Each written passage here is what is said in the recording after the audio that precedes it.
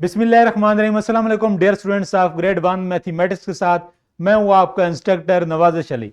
बच्चों आज हमने स्टार्ट करना है बी लिफ्ट 17 जिसकी ब्रिजिंग एक्टिविटी यकीनन आपने पहले क्लास में कर ली होगी। तो बच्चों अब हम चलते हैं अपने फोकस की तरफ। आज का जो हमारा फोकस है वह है स्किप काउंटिंग एंड सीक्वेंस। तो बच्चों आज हम सीखेंगे स्किप काउंटिंग क्या होती है, इससे हमें क्या फायदा होता है।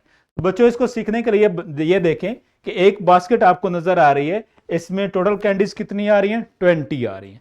अगर हम इनको काउंट करना चाहें 1 बाई 1 तो हम कैसे करेंगे काउंट? 1 plus 1 plus 1 plus 1। इस तरह से बच्चों हम अगर इसको काउंट करते चले जाते हैं तो टोटल कितनी बन जाती है? 20 बनती है। इसी तरह से बच्चों इसको हम यूं भी काउंट कर सकते हैं कि अगर मैं इसको 2 कर देता हूं प्लस 2 यानी कि 2 कैंडीज लेके फिर 2 कैंडीज उसमें प्लस कर लेता हूं, फिर 2 कैंडीज को प्लस करता हूं। इस तरह से बच्चों अगर मैं प्लस करता चला जाता हूं तो ये आपके पास 2 कितने बनेंगे? 10 बार आपके पास ये आएंगे और इसका आंसर कितना बनेगा? 20 बनेगा। इसी तरह से बच्चों अगर ये कैंडीज कितनी बनती हैं? टोटल 5 होती हैं और इनको मैं 5 करके ऐड करना चाह रहा हूं तो ये कितना बनेगा? 5 प्लस 5 प्लस 5। इस तरह से कितना बन जाएगा? 20 और 5 इस कितनी बार आएगा? 4 टाइम बच्चों इसमें आएगा। इसी तरह से बच्चों अगर मैं इसको 10 कैंडीज लेता हूं फिर 10 कैंडीज को सेपरेट करके उनको उसमें ऐड करता हूं तो ये क्या बन जाएगा? 10 प्लस 10 कितना आ जाएगा? 20 आ जाएगा। तो बच्चों इस सारे सीक्वेंस में अगर आप देखें कि जब हम इसमें 1 प्लस 1 कर रहे थे, देखें ये कितना बड़ा सीक्वेंस ये बन रहा था कि 1 प्लस 1 कर रहा हूं, उसमें बच्चों टाइम भी ज्यादा लग रहा है और इसमें काउंटिंग में नंबर भी ज्यादा बार आ रहे हैं, 1 1 हम लिख रहे हैं। इसी तरह से जब मैंने इसको 2 कैंडीज करके ऐड किया, अब बच्चों आप देख रहे हैं कि वो नंबर कम हो गए। जस्ट मैंने 2 को 10 बार लिखा है, वहां पे 1 को मैंने 20 टाइम लिखा है। इसी तरह से बच्चों जब मैंने 5 कैंडीज ली थी तब मैंने 5 को 4 बार लिखा है। आप देखें बच्चों इसमें टाइम भी कम लग रहा है और हमारे लिए काउंट करना भी आसान हो रहा है। लेकिन आंसर चूंकि सेम इनका आ रहा है, क्योंकि वो कितनी आ रही है? 20 कैंडीज हैं, उससे भी 20 कैंडीज बनती हैं, इससे भी आपके पास कितनी बन रही है? 20 कैंडीज बन रही है।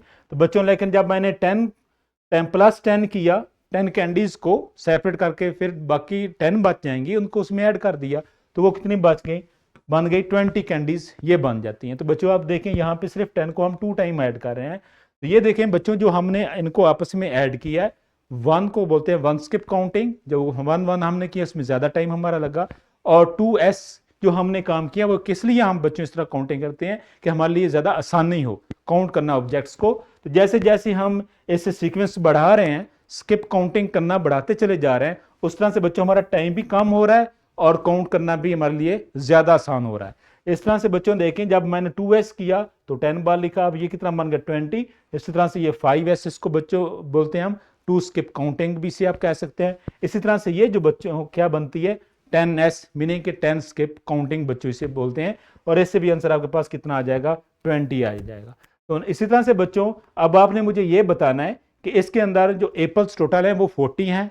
इन 40 एप्पल्स को अगर मैं ऐड करना चाहूँ 1 बाई 1 के साथ तो 1 कितनी बार बच्चों आएगा? और इसी तरह से इसको मैं अगर 2 स्किप काउंटिंग के लिहाज से काउंट करना चाहता हूँ बच्चों तो फिर इसमें 2 जो है वो कितनी बार आना है कि ये 40 बन जाए। इसी तरह से बच्चों इसको अगर मैं काउंट करना चाहता हूँ 5 स्किप काउंटिंग के लिहाज से तो आपने बच्चों ये मुझे बताना है कि 5 इसमें कितनी बार आना है। और इसी तरह से अगर मैं 10 इसमें बच्चों लेता हूँ तो मुझे आप बताइएगा कि 10 कितनी बार आएगा कि ये 40 बन जाएगा। अगर बच्चों आपको पहले समझ इसकी आ चुकी तो आप ये इजीली बता सकते हैं कि इसमें 2s क्या होता है बच्चों, 5s क्या होता है और 10 स्किप काउंटिंग क्या होती है, उसको आप इजीली आप डिटरमाइन कर सकते हैं। तो अब हम चलते हैं बच्चों बुक के ऊपर, जहां पे आपको क्या बताया गया 2s 5s और 10s के बारे में, जो कि बच्चों ऑलरेडी अब आप सीख चुके हैं और ये इजीली आप बता सकते हैं कि इसके अंदर जो रैबिट्स का सीक्वेंस बन रहा है वो किस तरह से बन रहा है। तो नेक्स्ट जो बच्चों अब हम चलते हैं इसके फॉर्मेटिव चेक के ऊपर। फॉर्मेटिव चेक जो है वो आपने टीचर की हेल्प से क्लास में करना है और इसका होमवर्क जो था जो बच्चों आप करके आइएगा। तो मैं उम्मीद करता हूं बच्चों आज का जो फोकस था वो आपको अच्छी तरह से समझ आई होगी। अपना बहुत सा बच्चों ख्याल रखिएगा। तब तक के लिए अल्लाह हाफिज।